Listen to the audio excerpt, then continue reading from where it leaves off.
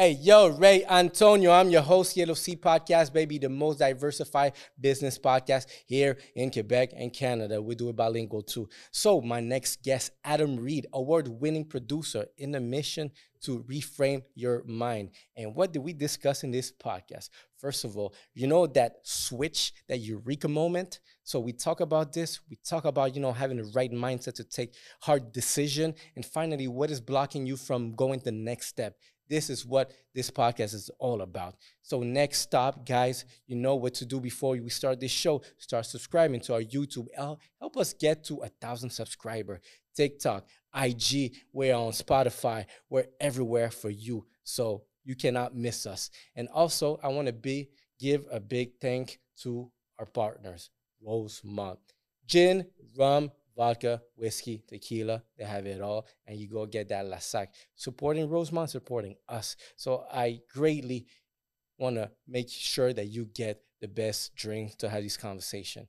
And last but not least, one of our most recent partners supporting us, supporting the grind, supporting the podcast. How about getting their best first impression? And you get that with iReligion, as you can see over here in my face. So these shades are just custom to you. They fit you. Go book a consultation with them. You'll see. You'll see, guys. They know really what your face is best off. And if you use the promo code YELLOW, I repeat, use the promo code YELLOW on your next consultation, get $50 off. So are you ready to get this show started? The motivation has begun with Adam Reid. Let's go, baby.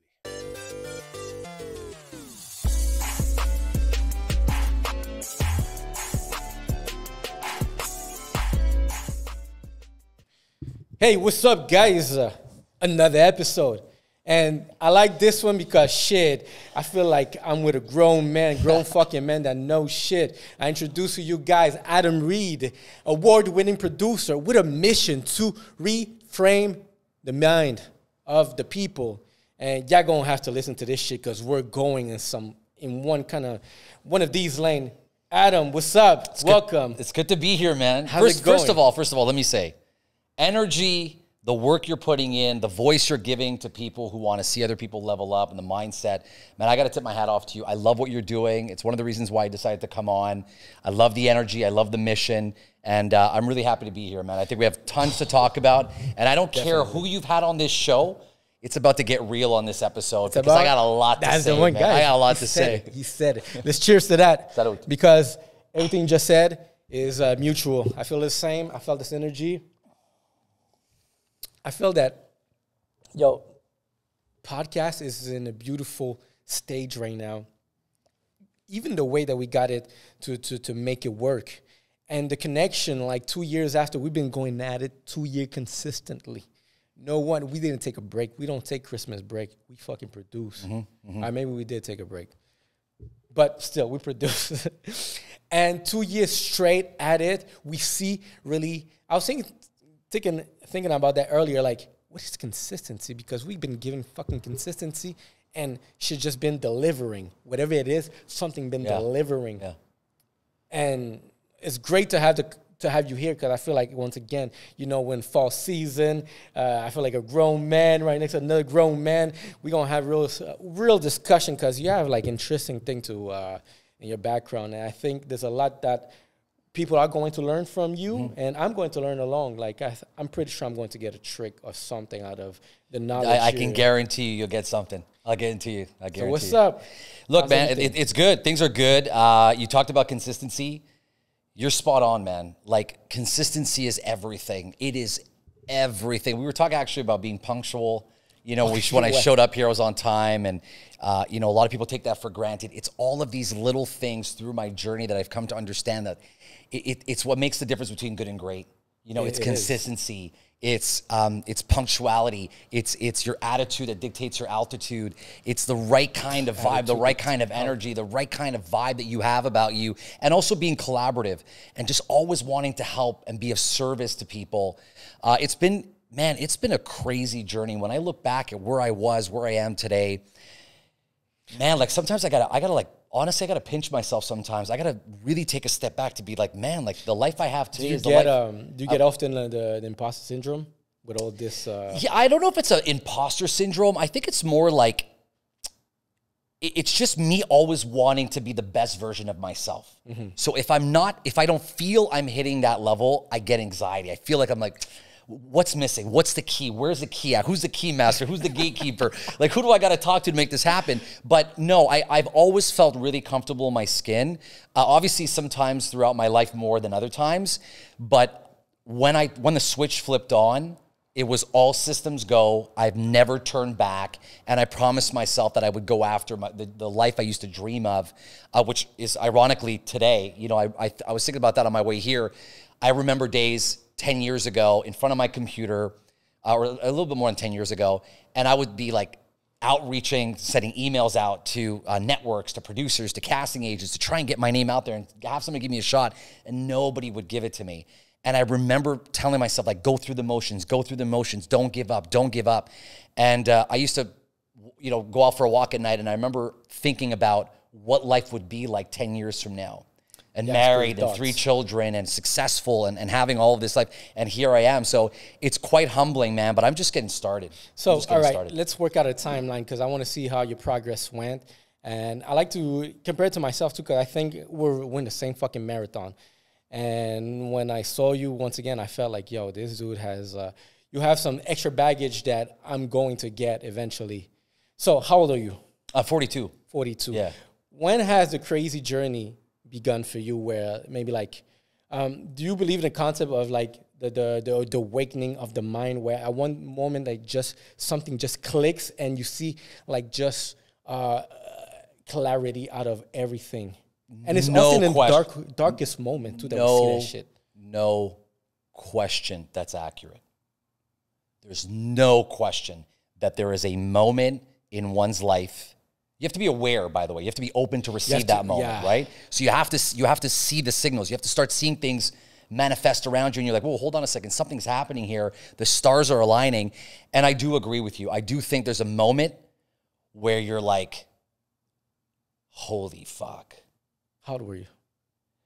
At that time, I would have been 28. Okay. And I was just like, wait, like I got to bite. Like I got to bite. Like this is doable. Like I see the way. Like I was educating myself too. I was really going down the wrong path. I was like your classic like 28-year-old, you know, living at my parents' house. I could barely hold down a job. I was, you know, breaking up with my girlfriends. Nothing was working. And then there was just this moment where I was starting to educate myself and putting in the time and the research of whether it be in real estate or wealth building and saving and mindset. And I started educating myself and I started realizing that all of these things that they were talking about, manifesting and energy and mindset and waking up every day and repetition and hijacking your subconscious and overpowering this negative voice of yours and the battle between good and evil and positive and negative and yes and no and possible and impossible. And once I started realizing that, yo, this is legit. This is not just something that you find in a book that's there to be sold and made money off. This is legitimately people providing nuggets of wisdom to me. And once that switch went on, man, there was like, it was a whole different world. It went from, I am going to live a life of mediocrity and I'm going to stay middle class like my family has always been, to my boy B.I.G., my boy, to the sky's the limit, right? Where it was like, there was nothing that was impossible. All I had to do was figure out the way to get there. That's all that mattered. The destination was like, as long as I put my mind to the destination, then I would reverse engineer the way that I would get there. And once that switch goes on where you're like, man, it's not a matter of if, it's a matter of how, it's game over. It's a game changer. And that's exactly what happened as of the age of 28 to the age of roughly about 38, 39. I set my chessboard down. I played my pieces. I built up what I needed to build up to then be able to go all in on what my true calling is, my true passion. Because you have, like, one of the things that people tend to forget, whenever I have a heart-to-heart with somebody, I like to tell them, I say, if money was no object, what would you be doing? I'll be practicing a craft, like something I'm really passionate about. Exactly. Exactly, right? So in some way, that's your real passion. Yeah. Like your real thing that you love, right? Yes. And everybody has one of those, whether it's painting, becoming a lawyer, traveling, vlogging, whatever your thing is, right? If money was no object, what would you be doing? And you ask that to an accountant, you ask that to an engineer, you ask that to a teacher, you ask that to a bank manager, a mortgage broker, a real estate broker, and you will always get these fascinating answers of who they are, because their answer dictates to you what they truly want to be. Yeah, that's and it's a heavy question, because like, yes, it is. If money's not no object, what would you be doing? And when I realized that what I would be doing would be very different than what I was doing 10 years ago, that's when I started realizing I need to start focusing on the money side of this plan. I need to start focusing on building a nest egg and building up a plan, so at one point or another in my life, I can make the transition from thinking with my wallet versus thinking with my heart. I totally agree, because I felt like similar things like that too. Like, I didn't want to be that image of mediocre. I find like growing up was so different in so many ways.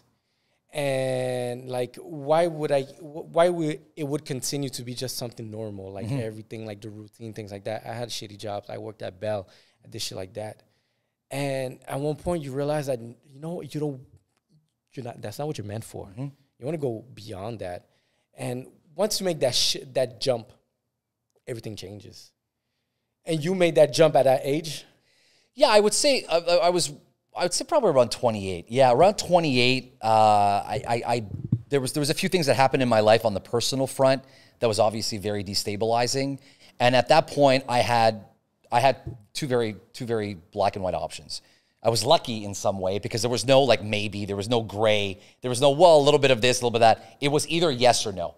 It's like, Adam, you're either going to be a catastrophic failure and you go down this path and you choose to victimize and choose to be the victim and choose to be the one that says, hey, like, my surroundings are the reason for why I'm here. I never had the upbringing. I never had the money. I never had the father that helped me financially. It's crazy. I so many things that we just don't have. So, exactly. So I could have gone down that road. Or it was the other one where it's like, well, it's time to put my big boy pants on. It's time to get into the grind. It's time to get my hands and feet dirty. And it's time to grind away. Day in, day out, 7 days a week, 168 hours a week, nonstop, to change the cycle and to break the cycle of mediocrity. And I don't put this on my parents, and I'm not putting this on my mom, and I'm not putting this on my father, but it does play a big role. Now that I'm a parent myself, I understand the importance of the power of your words. I understand the power that it has when one of the exercises we do at home is we talk about one of the things that we failed at today when we have supper as a family. So I'll do a round table. So I have a 9-year-old, a 6-year-old, and a 5-year-old. Okay, nice. So obviously you can imagine the answers vary from the 5-year-old saying, I was drawing and my lines went out the border. And then I got my son saying, I had an open net on soccer and I should have kicked it, but I passed it, I made a mistake, and then I coughed up the ball. The point I'm trying to make is the reason why we do this exercise is to get my children accustomed to failing. But another thing that I see from behind that is very interesting. It's fun.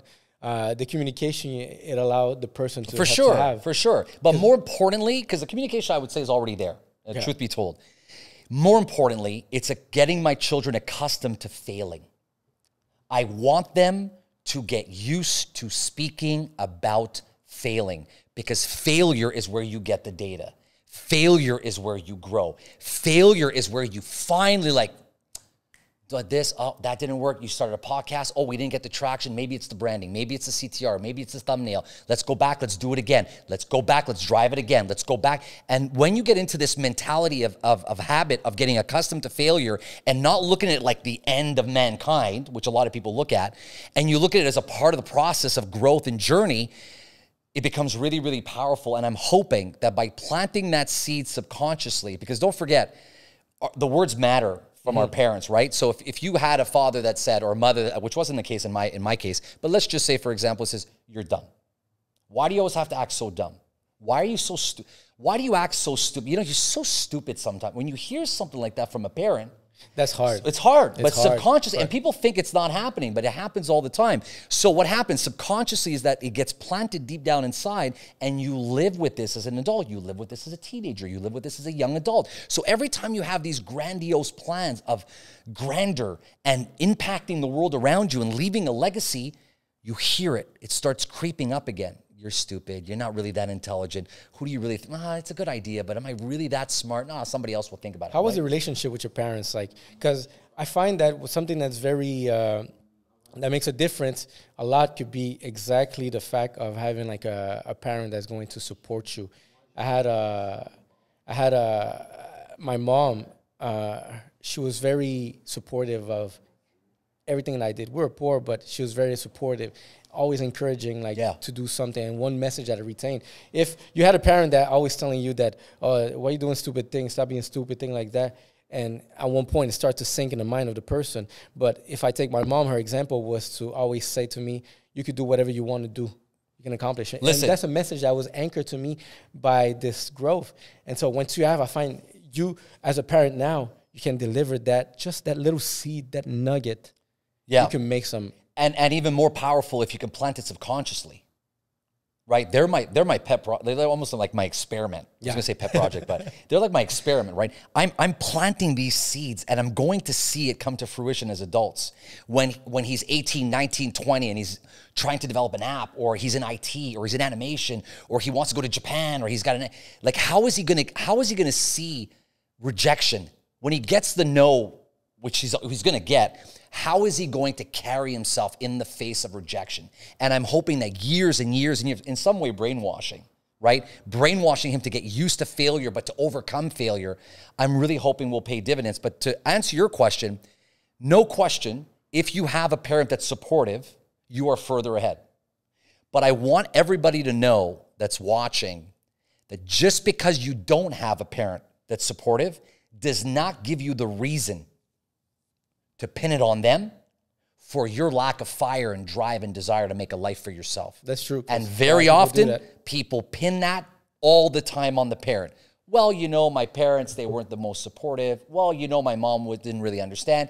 Oh, you know, my mom doesn't understand technology. They want me to work as an accountant. They don't understand why I'm a musician. So, I never really followed it. That's not on them. That's your bad. No, exactly. And I've seen these cases where people... for example, like I saw parents that were very always downgrading the person, killing the motivation, ambition from. I had a friend that had no ambition. And I try to understand, how the fuck you don't have ambition? Like, ambition is like the best thing to have. And we're young, like in the 20s.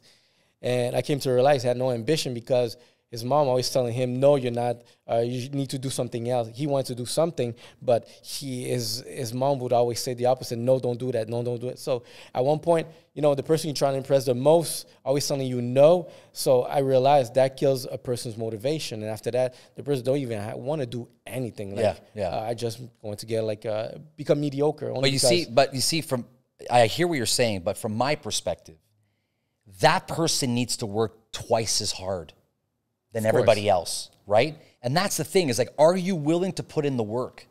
Are you willing to make that sacrifice? Are you willing to go to war for the life that you know you deserve? Everybody feels it.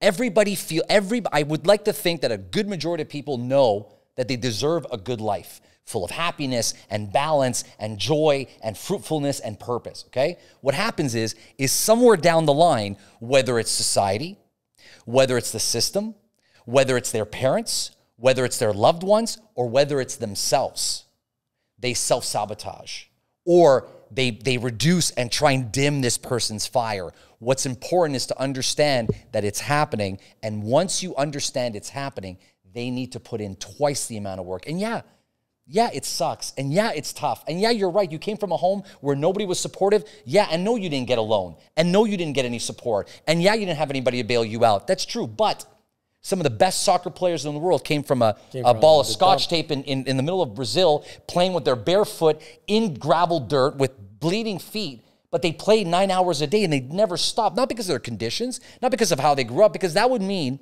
if what you're saying is correct or how people think, that means the only the people who are of great background, great support system, and of wealth are the ones who make it.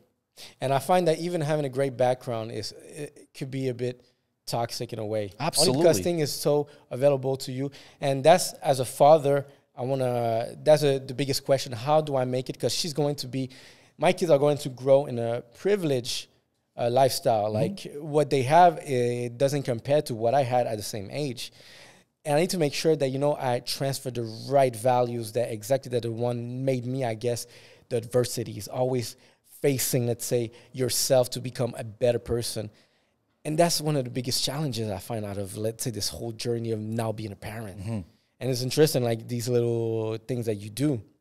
Do you feel like they have a lot of pressure? Because if you describe it like that, I would imagine maybe they might feel a lot of pressure on their behalf.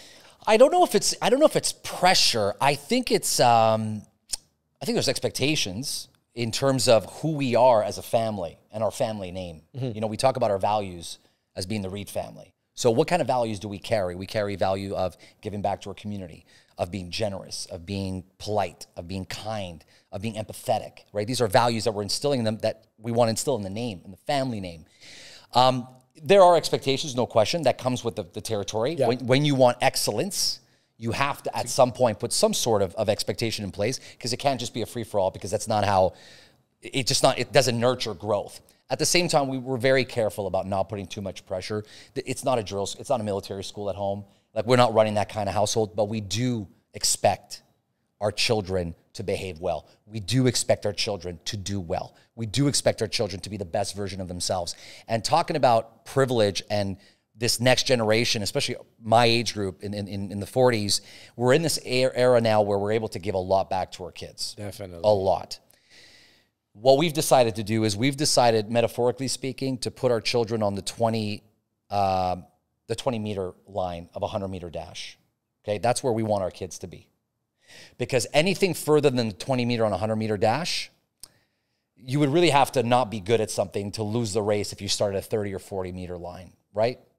But you also don't want them to start way back at the beginning, because you have some sort of tools that you can give them access to. Yeah, exactly. So all this to say, we're trying to give them a push, but just enough that they still have the fire to want to win the race, still compete and train to win the race, can still lose the race if they're not on their game, but enough for us to be in the background and be like, we did a little something for you. I agree with the concept. I think I would definitely do it. I like the comparison, like the 100-meter mark, and, you know, I'm just going to give you that 20-meter. Because you've seen people put them on the 80. You've seen some people put them on the 90. The trust funds. You see, right? And it's not even that. It's more just like they've never worked. It's not about easy. It's too easy. And it's like, it's not about the passing down of wealth. It's not about the inheritance. It's not about the transfer of wealth in a family.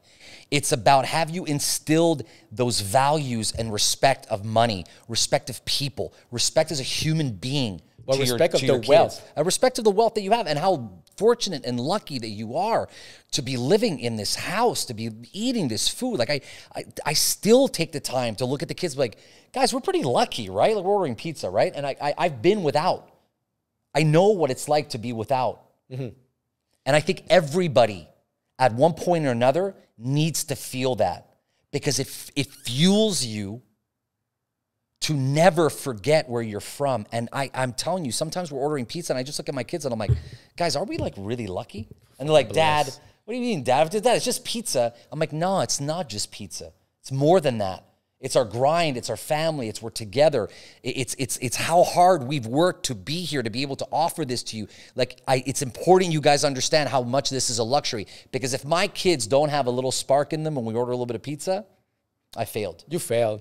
Yes, I guess failed. To be, and I totally feel you on that point, because I see like the same thing. We have so much good things going on, and even living in Quebec, people like I hear people complain of where we are. Oh, Quebec this, Quebec that. I know it's shitty. There's like some shitty politics, shitty weather, but we learn how to live through that, and I find like that as an excuse to being like in a shitty position, as opposed to we're so blessed. Just where. In the world where we are blessed. Yeah. So anything you get above that, you're 100%. Just even better than a lot of people. I think statistically, it's something like, if you have a roof over your head and money in a bank account, I think you're in the top 4% worldwide, somewhere along those lines. Like, just in terms of wealth compared to everybody else on the planet, and in terms of how fortunate you are. Forget Quebec, just Canada, North America. Yeah. Like we are, this wasn't something we earned, right? This was something that was in some way through destiny or through destiny. I like the destiny. I like that direction. Yeah, I find that you're fucking put in a position where, and that shit had to be like that. Yeah, and it's also like you have to realize that you're put in a fortunate position. So you have to do something with it. You have to. Like, you have to do something with it. You can't be complacent. And I see this complacency all the time. And I'm like, it's actually one of the reasons why I launched Reframed and going on this mission of reframing the lives of people around the world was because I started realizing that, like, for a good part of the time, it wasn't even them. It was the perspective. It was the way they saw things. It was the way that society has told us to look at things. It's the way that the media tells us to look at things. It's the backyard or schoolyard conversations are being had, or the bus ride conversations, because my father said this, but my mom does this, but I think it's really cool. And then social media. And I'm looking at all this and I'm like, no. Like, people need to have reframed to see things differently, from a different optic, from a different perspective. And ever since I've been on this mission and launched this platform, I've never been more aligned. I've never, ever been more aligned, because for once in my life, as I told you before, I'm not thinking with my wallet, I'm thinking with my heart. This is an honorable mission that I'm on, that if I can change the life of one person, if I can get them to see that switch the way that I saw that switch, it's all worth it. And half the time, it's just about presenting a different perspective to someone for them to see the world differently. That's nice. I encourage that thinking too, because over here, what we did with the podcast is building a community relationship, things like that. There are things happening just because we started something in the basement and decided to be consistent at it. And now there's a studio, there's actually like good things. I find like we're in a position where we're able to give voice to other people. But how many times in that process did you hit that wall? Fucking every week. Right, exactly. And how many times do people quit after the first time they hit the wall? That's the problem with right? that. And how many times do people think they're inadequate? How many people think that they're not talented? How many people think that they're not special, they have nothing to offer the world? There's like a 1 in 400 billion chance that you're born. Okay? How do you rationally explain that you are not here for a reason? If you were a betting man and you're like, you have a 1 in 400 billion chance of being on planet Earth, how can you possibly look at your existence as being mediocre, or at the very least, not strive to want to become better? I'm curious about something. What if in a perfect world, everyone would strive? What would society be like? Have you ever thought about like that concept? Because right now, let's say your goal and my goal, we have like similar goals. Is basically to show a new perspective to people, to think, to be more educated, to take better decisions, to learn from others, to be able to give, to gain and to grow. I find that we have all these things like in common. And let's say we accomplish this mission and we just convert everyone. How do you see the population being? Everyone's converted to fucking striving. I think. You think it's good? I think we need to have a balance, though. I think the world. We need losers. I don't know.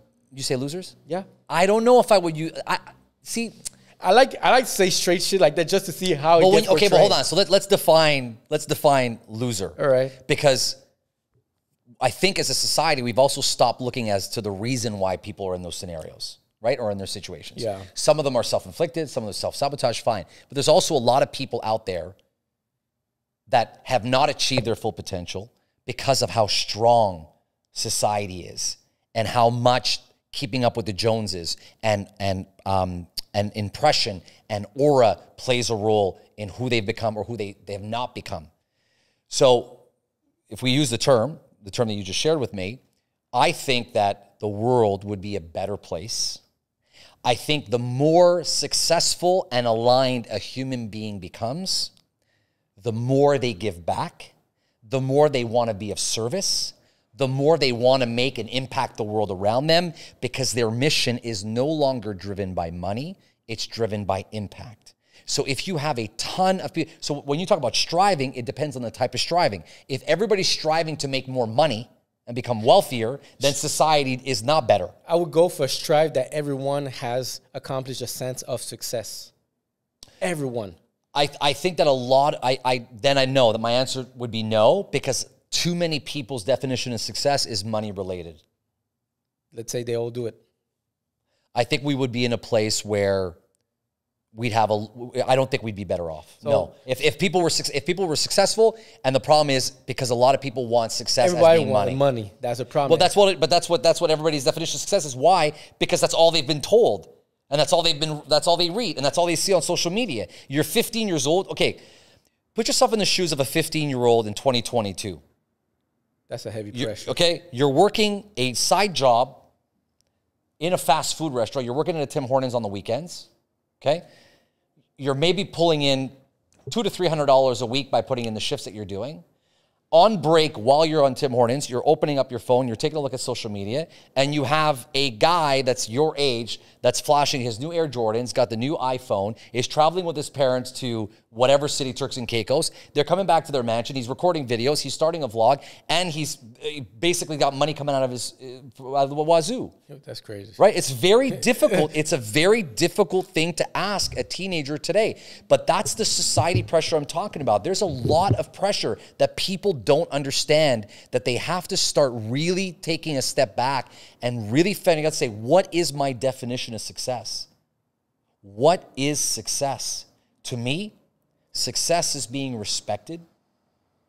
Okay? And not respected for the wrong reasons. Being respected because I'm a good person. Respected because I'm a successful entrepreneur. Being a good father. Being a good friend. Being a good colleague. Being a good associate.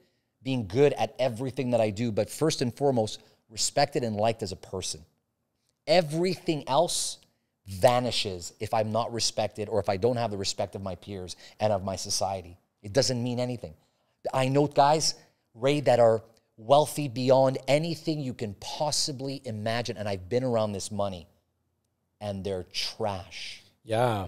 They're trash, and they have no sense of value, no principles. They will step over anybody, anytime, and throw you under the bus without even thinking twice. And I will classify these type of people too as being in the category losers, only because it's not because you have that I'll accept. That term I'll accept. For those guys, I'll accept that term. And you know what? One of the reasons too, and that I like to use direct, and nowadays could be considered harsh words, is that I find that sometimes you need that tipping point of being pushed over the edge for you to start changing how your mind is. When I was 20, this girl that I liked, we're in a party. She flicked my boob. She was like, "Hey, Ray, you're getting titties." You know how much that shit fucking hurt me? But you know what? The next fucking day, I signed up for a yearly membership. And because of that fucking comment, I've been at the gym for 15 fucking years. Yeah. So actually, funny enough, when I was in here a couple of months back, I recorded a small snippet, if you remember, when I was here. And one of the things I was talking about is about finding motivation in the weirdest of places and making sure that you take that and you really use that as your driving force. I can't even tell you how many times I've heard a statement and I actually printed the statement and put it in my office on a wall that I looked at every day. And I would remind myself every day of like, why you? Yeah, but Adam, one of them was, but Adam, you don't come from a wealthy family. Put that up. Mm-hmm. Yeah, but Adam, you don't have a famous last name. Adam, you're not a Mulrooney. Because at the time I was hosting, right? And Ben was obviously locking in Ben Mulrooney was locking in every hosting gig you can imagine. Hyundai, ET Canada, Canada AM. He had everything, right? And I'm looking at all these things and I'm putting them up on my board. So yeah, I sympathize with you on that. I know what that feels like. But again, the difference between good and great is turning negativity into positivity. It's turning it into fuel. Our family went through a very, very traumatic event in my 20s. I have 2 siblings, and everybody digested this trauma differently. My sister digested it one way. My brother is still very much full of anger. My sister is driven more than ever. She just lit a fire. And I've been on this mission of like, this is not how the chapter ends. Are you like a middle child? I'm a middle child, yeah. Middle child. Big surprise. Huh? Yeah, big surprise. Yeah, because I see it's always a renegade. It's always the renegade. It's always the troublemaker and the black sheep of the family. But I really was able to take that, and I think that that's a huge quality to have. So I commend you for that, because that's the kind of motivation you need. Because you know what? I'm sort of break it to everybody who's listening. There's no cavalry coming. right? There's no calling. Yo, right? Come on, guys. There's nobody. Listen, nobody's GoFundMe. pulling you out of a cafe and saying, "Ray, love your podcast, love what you're doing. Gonna take you." This is work, man.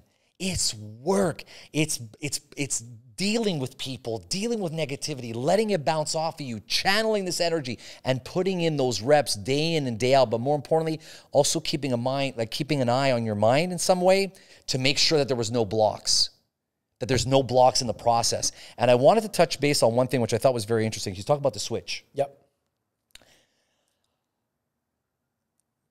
As I came out of that, I would say the lowest point in my life. Rock bottom? Like, nice one. A nice rock bottom. Smooth, dark, cold. Lonely. Ooh, that lonely, one is lonely. I remember a moment where it was a Wednesday night and my mother asked me to get her some milk for her tea. And I opened up the fridge and there was no more milk in the fridge. And I looked at my mother and I said, "Ma, we're out of milk." So she said, "Oh, I would have really liked to have a little bit of milk." And we were going through a really rough time at that time. So I said, "Don't worry, I probably have some change hanging around." So I go to my first spot where I usually have change, gone. I go to my second place, gone, which is my car, underneath my seats. There's always change under the seats, right? But I had used that. I go to my sofa, and I'm looking for change under the sofa. And I'm trying to desperately find $4 so I can go, or $5 to go get this milk for her, because I didn't want her to be without milk, because I felt in my mind, like, as long as she has her milk with her tea, she's not feeling the full impact of this trauma. That's what I'm thinking, right? Yeah. There's no money. There's no money on the cards. There's no money in the bank account. We're flushed out because I'm getting paid just to be able to survive on Thursday morning, because that's when payday would come in. So I'm literally at the cusp of it. And I remember that night very specifically, and I remember telling myself that I would never, ever, ever, ever, for the rest of my time on earth, be in that position again. And I don't care what it took. I don't care if I would have to go 5 days straight grinding on my hobby, on my pastime. And there was one thing I knew how to do, and that was talk.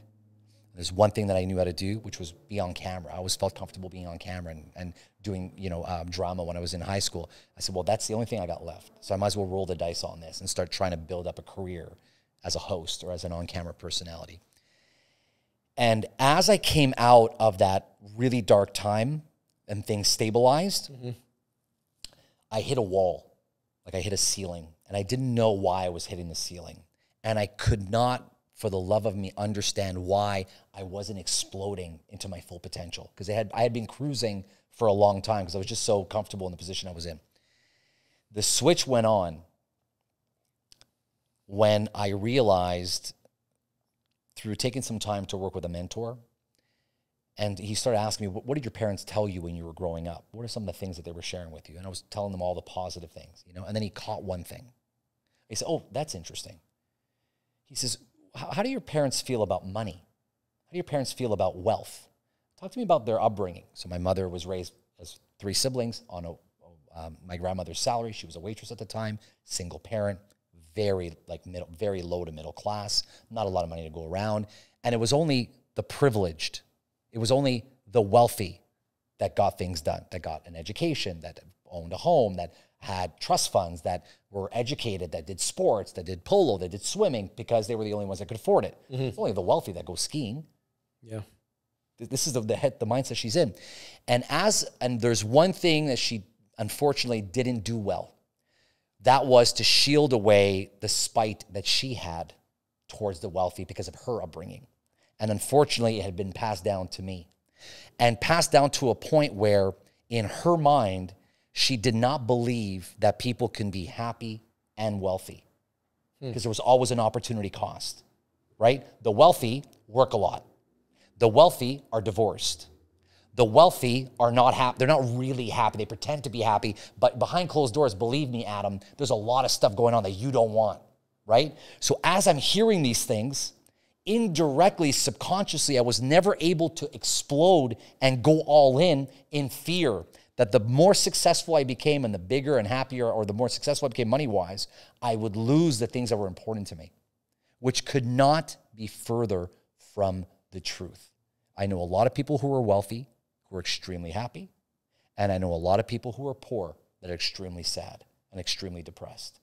And once I understood that that was something that had been planted in me, I started working on that, and that's when things just exploded. Then I was just ready to welcome growth. I was ready to welcome success. So that's where is that the moment you started, let's say, becoming more a host? Were you doing acting around that? Yeah, it didn't matter. It didn't really matter what I was doing. At that moment, I was just like, I'm invincible. Just wanted to be. I'm invincible. Okay. Like I get it. I get it now. Like my mind's checked. Everything else that's about to happen is about to happen exponentially bigger and exponentially faster because there's no more limits anymore. And I'm not afraid of becoming successful. I'm not afraid of becoming extremely successful because I'm well balanced, because I know the areas that matter. I know the things that matter. It's family, it's friends, it's moments, it's memories, it's not things. It's waking up in the morning, experiences. It's waking up in the morning with fire. Like not things, not driving cars, and like I get that. If that's your thing, it's your passion, it's good. But it's not accumulating cars that are going to give you the peace I have, the balance I have. This energy that you feel right now has nothing to do with money. It has to do with being dialed into my true self and being comfortable in the body that I'm in right now. Be happy. And be happy. That's a goal. I think that's where a goal a lot of people miss. Like, what is happiness? What defines happiness? And happiness is not seeing what you see in social media or comparing yourself. It's trying to find that true of yours. And the same thing too, like I'm building something where that's what I'm seeking the most, but there's definitely a few steps that I'm taking in order to, make sure that I get there. And my talk, number one thing I like to talk about is health, because I like to use an example of, you probably heard it, or you probably use it too, but the airplane, the mask. Yes, of course. I used it yesterday. Yeah. I was telling someone, he's like, I don't know, I'm trying to help. I was like, yo, dude, take care of yourself first. Exactly. It's the only way you can help the right? next person. Or make sure you have food on your plate first before you dish out. Like, I get it's counterintuitive. I get you want to help. I get you want to come from a place of impact. But at the same time, you got to make sure you're solid. You got to make sure you're rock solid. Because if not, you cannot move forward. Exactly. And that's something that I find is neglected in so many ways. Like, people, they focus. Because I had a friend, his grind was just to save money. I'm like, but you have a lot of money, but at one point, what are you doing with it? Exactly. What if tomorrow you shut down, something doesn't work? So you did all that grind and you didn't enjoy, let's say, that money. Because eventually, you definitely want to have plan to purchase something big, to do bigger things. But I find that people are in that, they have the grind, to get money, but they lose themselves in which, how to benefit on a day-to-day. And that's something else very important. 100%. I think, this is my personal opinion, okay? The ultimate formula, if somebody's looking to find a hack, which I'm going to share with them because this is my philosophy, if you're looking for a hack to make the most of your life, that I can guarantee you will bring you the results that you're looking for, first step is you focus on your long-term, okay? You make sure you have your nest egg. You make sure you have a plan that's going to protect you long-term, protect your family, protect yourself. So what does that mean? It means that for a short amount of time, or maybe a long period of time, you're going to have to make sacrifices. You're going to have to fucking save your money. You're going to have to stop going out and popping bottles. You're going to have to stop driving the car. Or maybe you won't. Maybe you can be extremely successful, make a lot of money, but make sure you're putting that money away. Make sure you're not squandering. Make sure you have that vision long-term, okay? The second is to define how much is enough, which is a huge mistake people make all the time.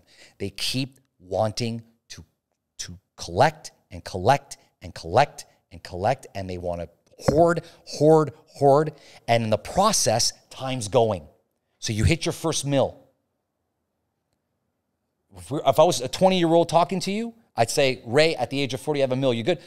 Mill, 40 years old? Bro, I'm shutting it down, bro. I'm going to do my thing. I'm going to do this, do that. I'm going to relax. I'm going to live off the interest. I make $40,000 a year. I'm not working. I make $40,000 a year. No problem. Then all of a sudden you get to 40.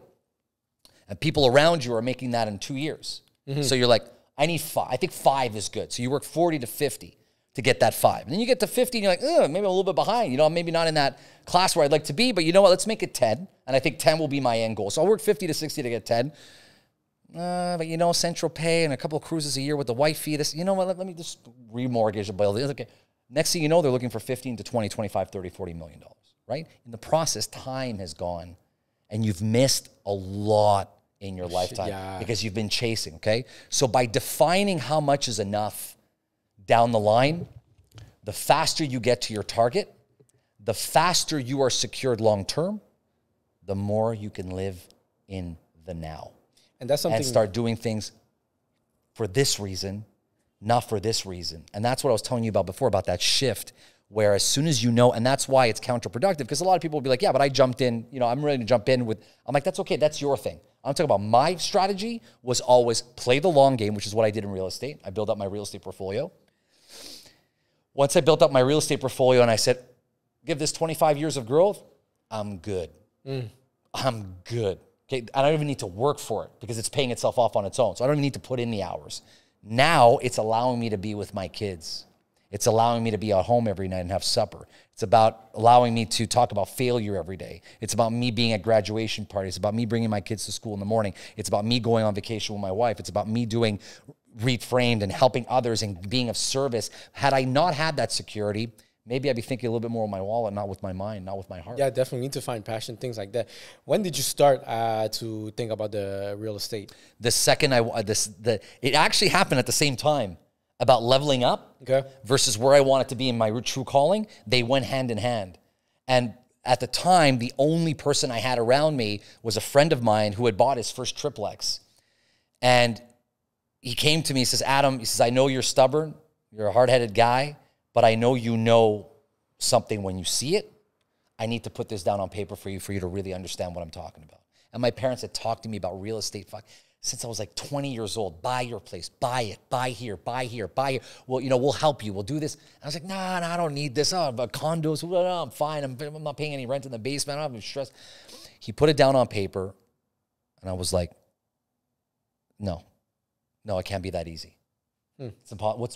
Because, you know, I would be being solicited for MLM. I was being solicited for, like, you know, I don't want to mention the company names, but, you know, come over to this hotel or have a presentation. And like, Adam, you got a mouth on you. You make a killing MLM. Come here, come here. So that was a catch. So I look at the guy. I'm like, the numbers don't add, and I'm not paying for it. And the renters, and I'm breaking even, and I got positive cash flow. Yeah, can be. Adam, I'm telling you, I'll show you my building. Come. Walks me through his building. Tenant 1, tenant 2. He's collecting the checks at that time. And then I'm like, oh shit. Okay, this is how you build wealth. It's good to be surrounded with people that's another thing. By the way, I had one. So you only had one? I only had one guy, but it's the one guy I paid attention to. And I think everybody's got one guy around them. But do you want to pay attention to that? Do you want to see the world differently? Are you ready to make those tough calls? You know, like, are you ready to move in with a buddy and sleep on a sofa and pay him $400 for his sofa? Versus you being in, you know, you renting your beautiful pad. Sure, you got the honeys coming back. Sure, you got a beautiful view of Montreal. You live on de la Montagne. You go downstairs. Everything's fine. You live on whatever. I get that. But who is willing to pay the price in the short term for a long-term gain?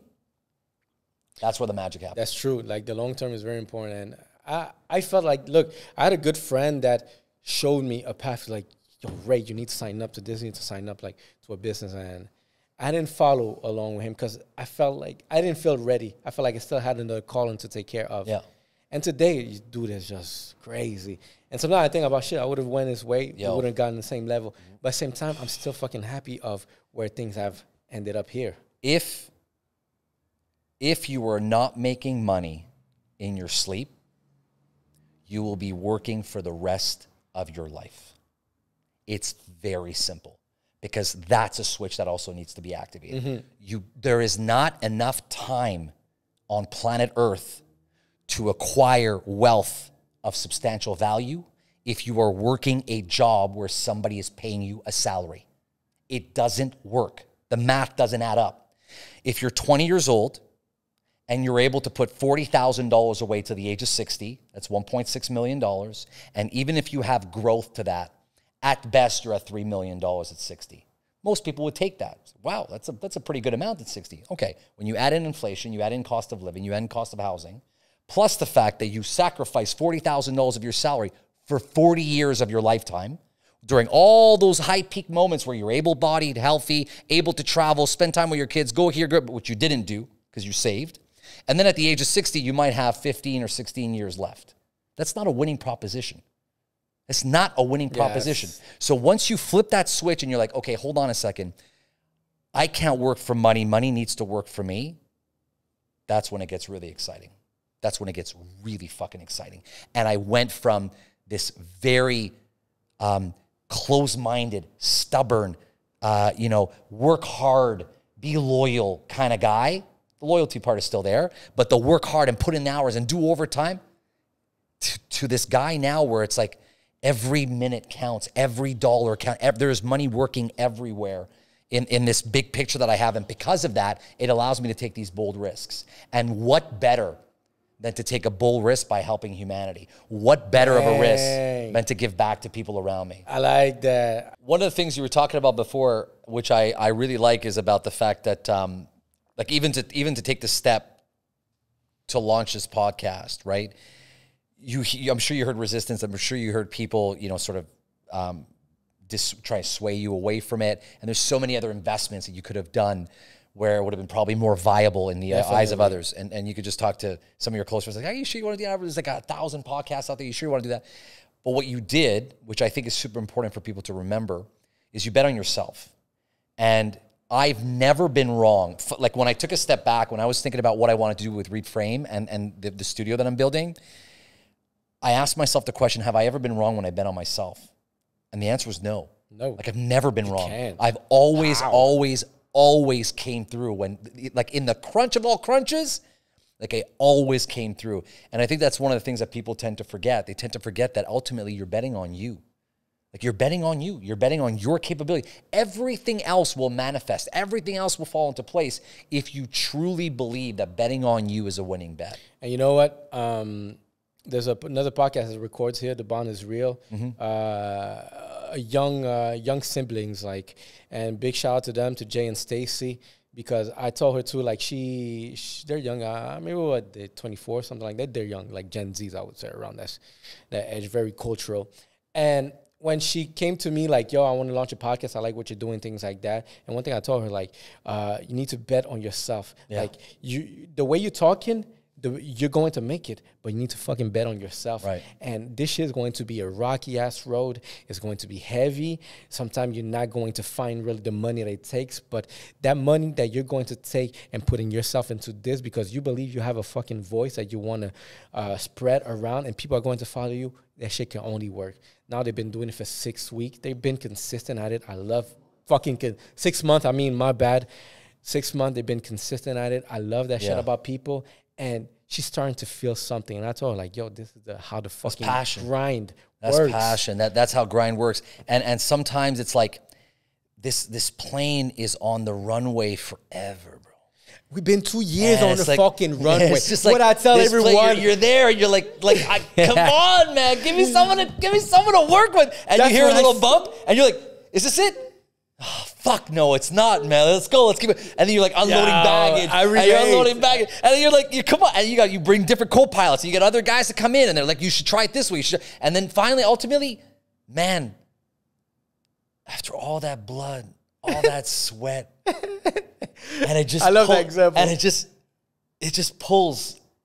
And then you're like, yo, if this is going to happen, everybody was wrong. Everybody was wrong when they bet against me. Everybody was wrong because they forgot the most important thing of all, which was belief in myself was unshakable. It was unbreakable. It was unmovable. It was something that you cannot touch. You could try with your negativity. You could try with your negative comments. You could try by comparing me to others, but you will not break me as a person or break my soul. And as long as you hold on to that, it'll get you through your darkest hours. But it's not easy. And I don't blame people for not wanting to put themselves in this situation, because what's the alternative? The alternative is a life where society has made it so comfort is extremely easy. And there are people that will sit in an hour of traffic every day for 25 years of their life to collect a $70,000 paycheck in which they pay 50% of which to the government, in which they're left with $35,000 a year, which is $3,000 a month. By the time they pay their housing, their food, their costs, they're lucky if they have $1,000 left to their name. And they will cruise on that. And not only will they cruise on that, they will fight to protect it when somebody tells them, you're really talented as a writer. You have something. Why don't you leverage that? And it's so, society's so powerful that it will get people to think that comfort is the way to go versus making a bold move, jumping, like you said before, taking that jump and building the wings on the way down. That's what we all do. That's what you fucking do. We do this. That's all shit we for do. a living. We don't. You think we jump into the unknown with a pair of wings behind us that just in case we could just lift up whenever we want? Fuck no. We jump and we have no idea where we're headed. All we know is we got to build some wings, or else it's just not going to work. We're gonna crash. There's a survey that says 80% of like old people, if you ask them, what do you regret the most in life? And they're always going to tell you not to follow myself. Yep. Not to follow my passion. And that's some shit I'm scared of. Yep. I'm scared to be 70 years old and be like, damn, if I would have done it. So everything I do, we fucking do it. And I fail. And I managed to build, let's say, that's the thing. I find that it's always good to have it back. All right, backup. Do you have a plan B? Some people say don't do a plan B because you're always going to rely on your plan B if plan A doesn't work. Do you believe in that? Or do you think it's important to have a plan B? I have like the ultimate plan B. Like I'm breaking this. Like I know a lot of people are going to be like, you don't have the same fire, but the plan B for me specifically, I don't know how it is for everybody else, okay? But plan B for me allows me to dial in even more. It allows me to go in okay, example, perfect, poker, okay? If I'm playing poker and I'm playing in a game where I want to hit and I want to beat somebody that is at that table, and I go in knowing that I don't have what it takes to lose. I cannot afford to lose, okay? Subconsciously, I won't play the same way. It's just the way I'm built. I know a lot of people don't agree with that, but it's the way I'm built, okay? I'm not in that space. What I will do is before stepping onto that table, I will make sure I have enough to be able to lose so that when I step on the table, I play the game the way they do. Because they can afford to lose, I can't, which puts me at a disadvantage. So I've always wanted to have backup. And that's the reason why I always played the long game, right? I've always made sure I have my nest egg. And because of that, now I'm able to make these calls that are really bold, that are really, really risque, but I do it knowing that I'm going to be okay because as much as I love what I do and as much as I'm passionate about what I do, I don't think you need to lose it all.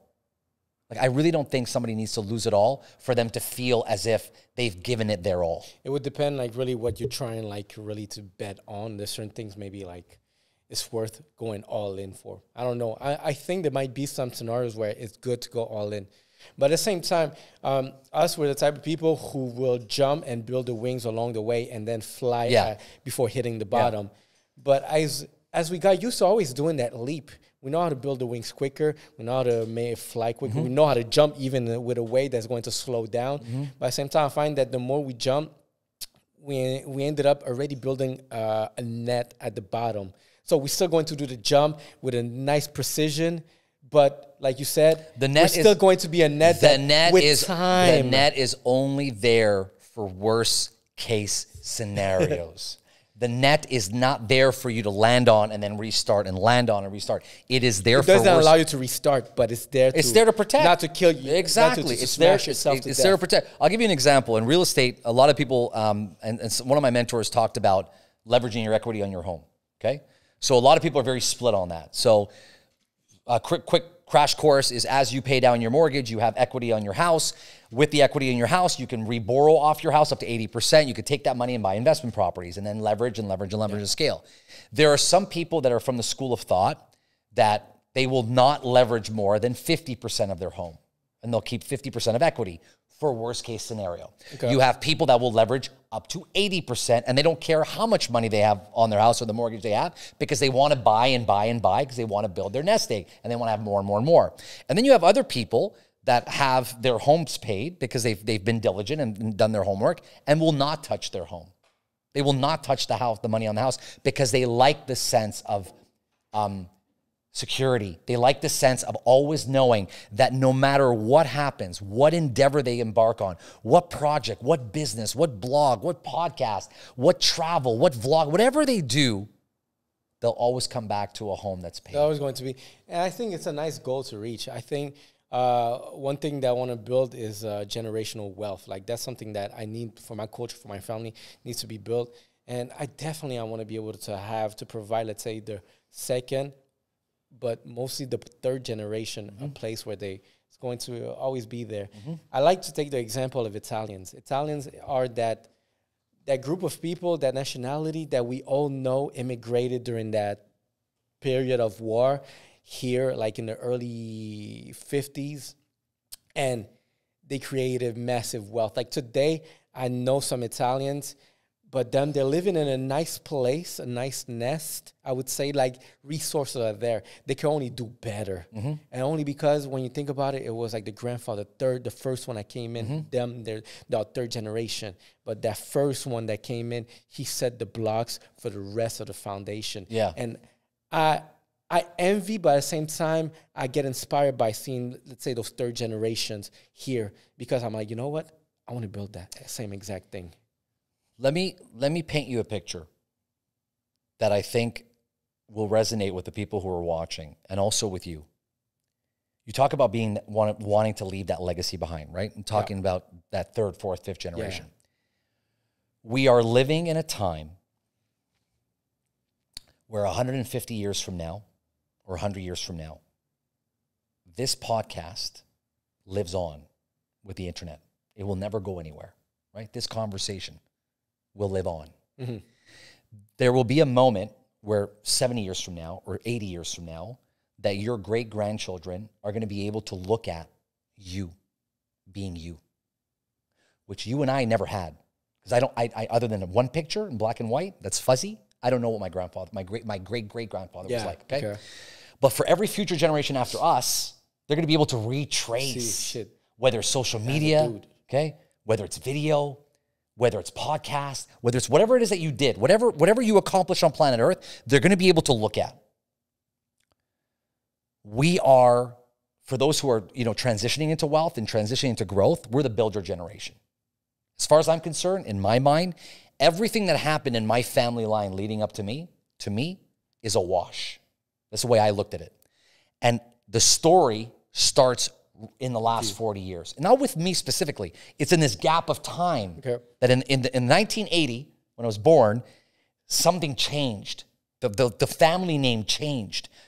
Like the trajectory of this family name changed because of the work, because of this passion, because of this goal that I have of making my future generations better. And I think that that's something that's incredibly honorable to have.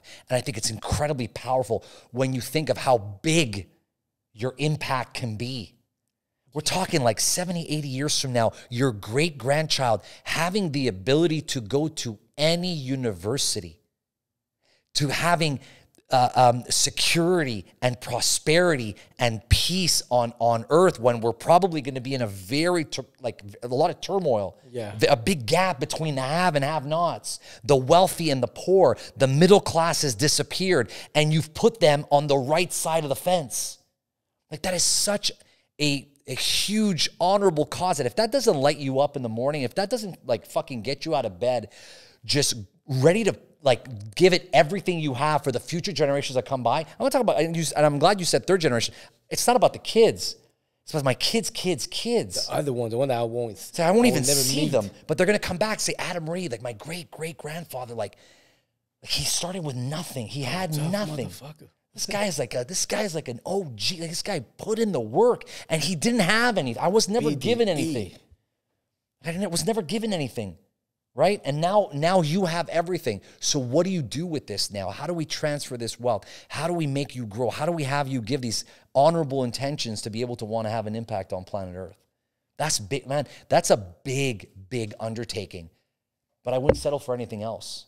Because making more money, Ray, it's cute, but it allows you it's cute. But it's not everything. It's not everything. Because one thing, like, I will never forget, like, me, the wife, the discussion I have with the wife often are related to our trips, the experiences, the values, like being these family parties for New Year's or going to this island, these things, how we were homeless in an island once in our life. But it's one of the best fucking conversations we like to reminisce on. Yeah. So I find like I don't know how much it costs, but the most experiences that you get to live are the ones that are going to make a life worth it.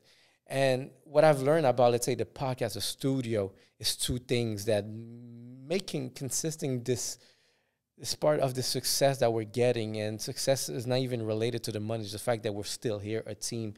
I give so much credit to this guy, Good Vision, because we got into the same fucking boat. And we're there, and there's another team behind it too that I give a big shout out to them because they believe they won, and we're here. And those two things that I find are like the most priceless in the generation we're living is building as many experiences as possible with the best relationships. I'll layer on that at the right time. Timing is at the right time. There's a great book that I suggest that everybody read, which I think is very, very interesting. It's from Bill Perkins, and it's a book called Die with Zero, okay? And his philosophy is that everybody's golden years is 60 plus. His golden years is like 40 to 60, right? Because you're able-bodied, you're healthy, you're young, you could play sports, you could do everything, right?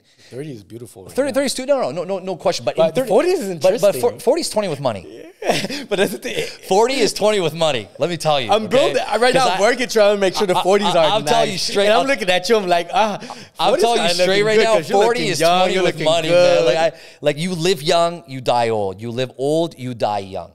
Okay, Dang. and when you talk about the 40 to 60 age group, because his philosophy is from 30 to 40, you're really in the building stage, right? 20 to 30, you're finding yourself. 30 to 40, you're really like able to generate income, and then at 40, you should be in a pretty good place to be like, hey, I did pretty good. Because don't forget, 40 is a big number because there's no more dreaming. It's like 50% of your life already. Right, exactly. But there's also like when you're 20, you've got time ahead of you of what your dreams and aspirations were, right? When you hit 40. You come to the realization like what you've built is what you have, right? And there's not much time left as a working person or career-wise to really, like you don't have as much time as you thought ahead of you than you did when you were 20, right? So it really hits you. So you want to make sure at 40 that you're in a really good place, you're proud of what you've accomplished. And his philosophy is basically that a lot of people hoard and hold on to their wealth for too late in life. And what happens is, especially in Western society, we have this notion in our culture, in our society, that we tend to pass wealth down after we're gone, which is very normal here, which after reading his book really doesn't make any sense to me. I really want to be able to enjoy what I've been able to build, and I want to be able to see it come to fruition. And I want to be able to see what it meant to put my child on the 20-meter line in that 100-meter dash. I want to be able to take the trip with my 10 closest friends and all of my family members and send them down south and spend $70,000 or $80,000 taking everybody away. I want to experience the islands. I want to explore places. I want to do it not when I'm having pain or that I'm tired or my stamina is not the same. And let's be honest, as you age, there's certain activities that you can and cannot do anymore, and that comes with time. And a lot of people hold on to this money thinking that they're going to be able to do all these things when they're older. And then they realize at 60, do you really want to go to a football game? Do you really want to take a trip with the boys? Do you really want to go to Las Vegas? Do you really want to do a show? Do you really want to like you can't get drunk as much, but you know what? Like, do you want to do it at that age? I don't think so. So I think there's a time. So what he says is there's a time and place for everything. And yes, experiences, but get those experiences in at the right time. But you know what? Like, that's why, like, I talk a lot about health because I know at 60, I don't have the same physical capacity as before, even like mental. Yeah. I might be borderline going crazy, so many shit. but I'm just not the same. And definitely, I want to be able to reach 60 knowing I did a lot of fun shit, and I'm still I have good energy because I took care of my health. Yeah. At 60, I'm still able to go even Listen, forward. honestly, 60 is young. But you know 60 is young. But I say verve pas, but whether people admit it or not, you're not the same. You're not the same. Of course not. And you know what? Being with your wife, your partner, or whoever it is that you're in love with, and maybe having a nice supper and calm with a nice high-end supper is maybe going to be your thing. Or maybe being on a cruise might be what you want to do. But there's certain things that you need to experience. And he spends a chapter talking about how he was planning his 50th birthday. And he always dreamt of doing a 50th birthday that was over the top. So he was going to bring his 10 friends, family members, everybody. And they were going to go down south. But as he's writing down his book, he's like, well, if I want to practice what I'm preaching, I don't want to wait till 50 because I don't know what 50, because I'm successful enough. He built a pretty good career for himself. He made a little bit of money, but he could afford it. So he says, well, why would I want to wait till I was 50 or 55, whatever it was? Let me do it now. So he spends a chapter of the book talking about how important that 1 week was with his loved ones, his family, his father, his mom, his brothers, everybody.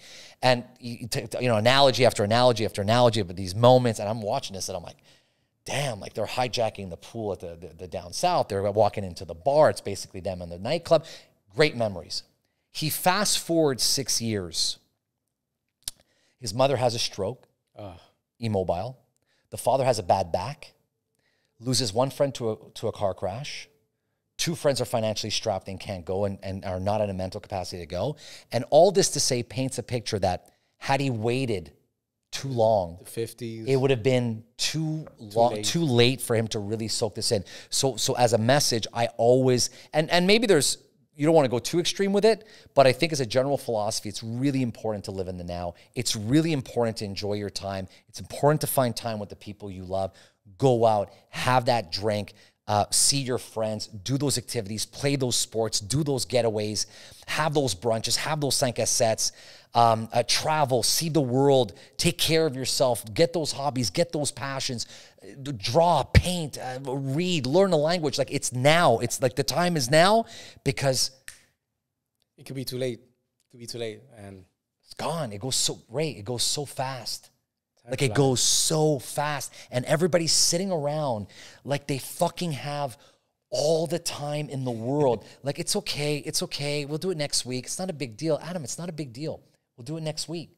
Next thing you know, 5-10 years go by and it was like. It's been the next week. That's next Monday too. Exactly. So what's next for Reid Frame? What's coming up? We're going to change the world. We're going to change the world. I want to change the world. I want to. So the studio, Reid Frame Studios, is the birth child of myself and my partner, Elio Costello. Elio is a very talented videographer / director, and he's always been passionate about making movies. So what we did was we partnered up our forces to create content that's transformational, that's all about getting people to see the world differently, and mostly societal issues. So, male toxicity, gender identification, sexual orientation, workplace harassment, anything you can think of that we need to talk about is in the forefront on our platform. We want to get out the message. We want to get these videos out on social media. We need the support. We want to involve as many people who are aligned on our mission as possible. And the goal is to reframe the lives of people around the world one frame at a time, and one video at a time, and one message and one life lesson at a time. And I've chosen video as being my vehicle and my medium because it's one that I know very well, of course, but it's also one that I think will resonate really well, especially in an era of social media. I think people really gravitate to video content, and I think they need to see different scenarios and how to deal with it, especially the younger generation. What does happiness look like for the future generation? What does a healthy relationship look like? What's the opportunity cost of cheating? What's the opportunity cost of being short-sighted, being short-fused? Trying to change the philosophy and the mentality of the next generation, I think is really important. Yeah, there's many things that I find that we're in a position where we need to diffuse all the toxicity of the new mentality that's going on. Because I find like more people are getting sicker, more people are just not in their place. But it's just like an illusion based on what you see on social media, for example. Yeah. Like, because there's so many things that we see that that's not the real life. Like, I hope you guys are aware that, let's say, even there's stories that we put, we always show really the back end of what we do, but there's a hard work. There are tough weeks. There are pains. There are struggles. There are like so many things that happens in our lives and personally. And I get asked often enough to, would you be able to share some of these things? Because I surface some of these topics of shit that, but it's like, guys, are you ready for this shit? Yeah. Because like, it's ugly. It's ugly. It's ugly. Like I tell people all the time, social media to me, metaphorically speaking, is like a photographer following you around all day. And the photographer snaps you in all of your moments, high and low, okay? And at the end of the day, puts 100 pictures that he snapped on a table. And you are the one that siphons through the 100 pictures, okay? And picks up 2 pictures that encompasses this like 5 minutes in this 24-hour day, and you take it and you pin it on this billboard, which we'll call social media right now, okay? And then there's traffic that walks down this corridor every day. And every day they see this picture, and they're like, wow, look at Ray. Look at Ray. He's here. Look at Ray. He's there. Look at Ray. He's, in this and spending that. And they assume that you are this, but there's 98 other pictures of struggle, of mental health, of financial issues, of marital issues, of crazy amounts of struggle, which is normal. It's part of the human journey. It's part of who we are as people. But social media has negated all of that and only shown us one very, very, very short-sighted and honestly insignificant portion of who we are as people. Because I would rather be recognized by 2 people randomly because of the fact that I've done something generously. You impacted them, yeah. Right, I've impacted them, than me be recognized by 100 people when I'm walking into a restaurant and being like, man, I saw you were here, I saw you were there, man, I was like, you have a crazy life, and it's so amazing, so crazy that you live like that. I wish one day I can be. I don't want to hear that. So one of the things that we really want to do with Reid Frame Studios is we really want to make sure that we're raw in our message. And we really want to make sure that we share these stories with people and that we have good news. Like, we just want to share good news and just really good content, because our feeds are just so negative and so full of vanity. And we want to change that a little bit to get people to be like, hey, like, life isn't easy. And we're about to bring it to you raw. We're going to bring it to you in a different format that I think will resonate really well. So I'm excited. I'm more, as I said before, I'm more aligned than ever. You talked about passion. This is passion talking. It's not even Adam. It's just passion that's talking.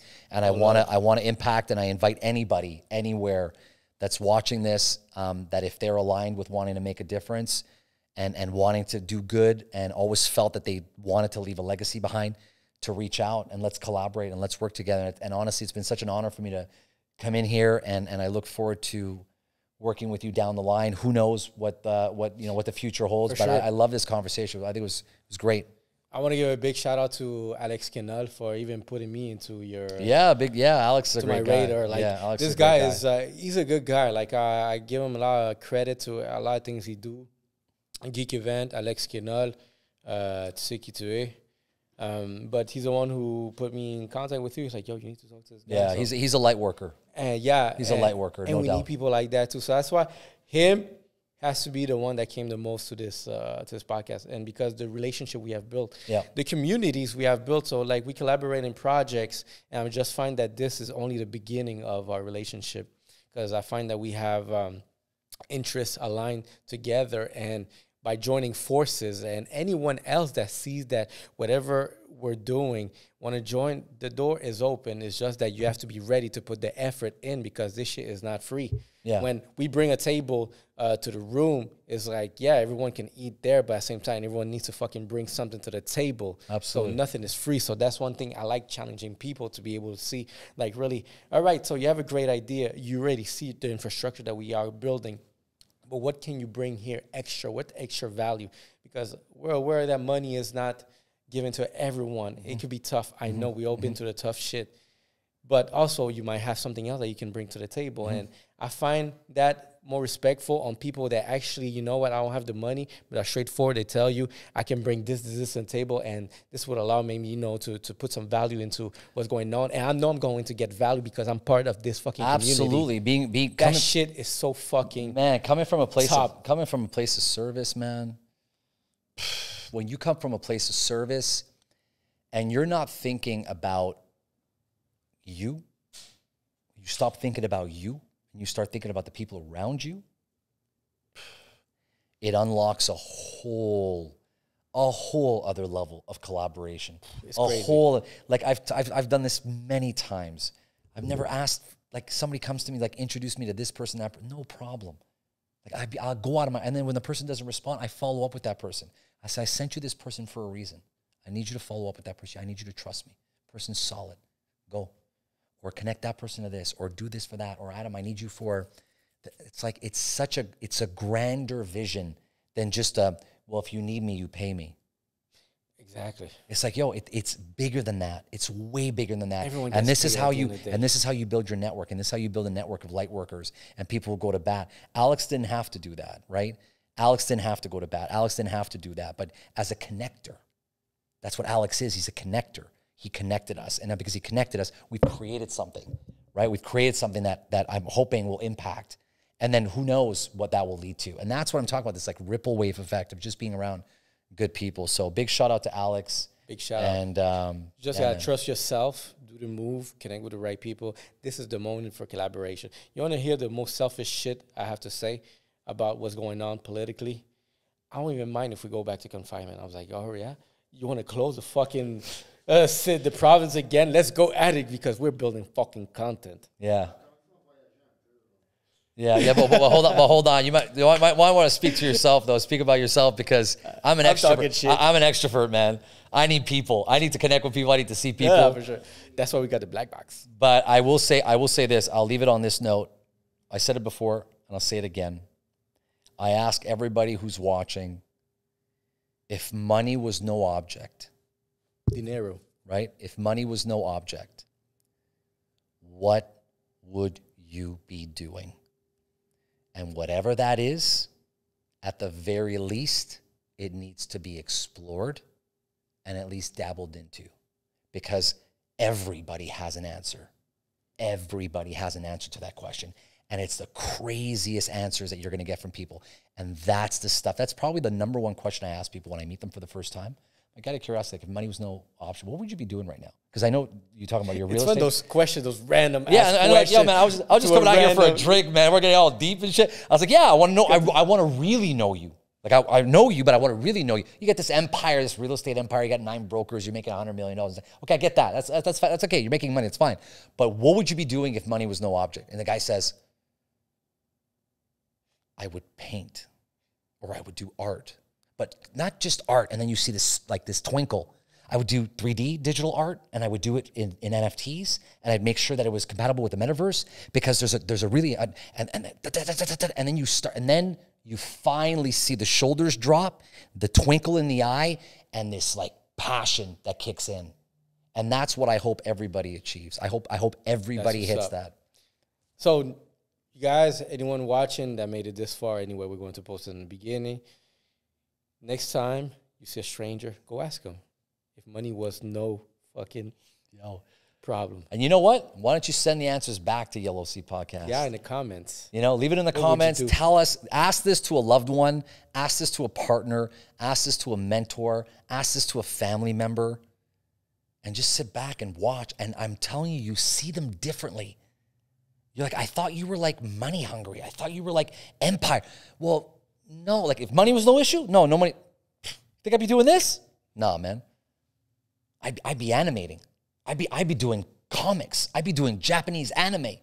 What? Yeah. You want to see some stuff that you want to see some stuff that I do? Maybe not. I'm not supporting that, which is, by the way, very, very, very in vogue right now. But anyways, I wouldn't know because a friend told me. But that's besides the point. But then you get this, like, you get them showing them your stuff. Then he pulls the stuff out and says, look at this. I mean, it's like, I love this stuff. Like, it's so much. Well, why Japanese? Well, there's so much history and everything in it. It's really interesting to see, man. So it's a wrap. Adam Reid. You know, we end this shit. Let's fucking go, baby. As I always like to say, reframe your mind, reframe your life. Let's go. Yellow Sea Podcast.